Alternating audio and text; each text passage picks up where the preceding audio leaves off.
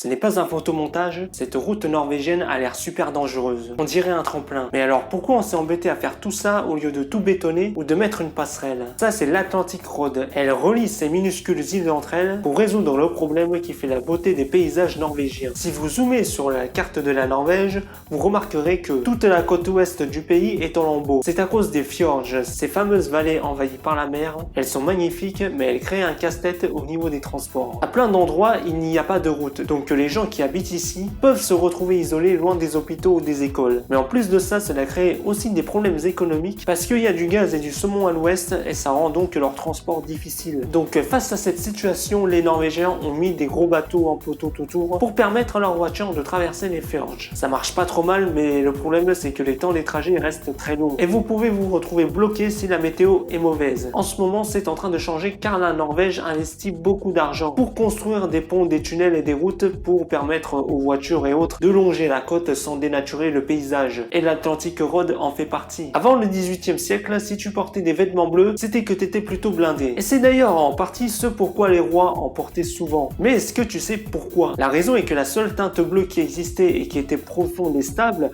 était le bleu outre-mer. Et ce pigment, c'était à partir du lapis lazuli qu'on obtenait. Donc c'était rare et ça coûtait une blinde. Mais entre 1704 et 1709, deux petits génies vont arriver à fabriquer un produit assez innovant. Bon, en vrai, faut pas trop le dire, mais à la base, ça venait du colorant rouge. Ce qui s'est passé, c'est que le chimiste Dibach était parti pour synthétiser de la lague de cochenille. Et pour ça, il faut de la potasse, mais il en avait plus. Il a donc demandé la potasse de son pote Dippel, qui était en fait contaminée avec des ions cyanure. Résultat, ça a donné du bleu. Et forcément, ça a rendu cette couleur plus accessible. Et dès 1710, on en retrouvait sur les tableaux par exemple. Et cette molécule est encore utilisée aujourd'hui dans plein de domaines variés, comme en médecine ou la chimie analytique. Si vous pensiez que 2020 était la pire année, vous n'en avez aucune idée. Voici les pires années de l'histoire de l'humanité. On a l'année 1967 qui aurait pu s'appeler l'année de l'amour. Et en 1968, il y a le Summer of Hate, où l'été détestable. La guerre du Vietnam a éclaté, Martin Luther King et Robert Kennedy se sont fait assassiner. Et des manifestations violentes se sont passées partout dans le monde. On a eu aussi la guerre mondiale, comme vous le savez, avec des millions de morts. En 1929, la bourse de Wall Street s'est crachée, ce qui a causé une grande dépression. En 1918, la grippe espagnole a éclaté partout dans le monde, avec 50 millions de morts.